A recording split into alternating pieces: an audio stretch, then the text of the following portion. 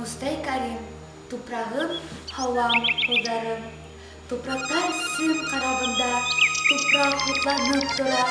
Ranağa koyaş düşer, yaprak yanıp dura. Hisin uğa oğluk seslen, tağımının şiddet sıra. Yer hakkında şuğa etilir, tut da hikmetkar kılar.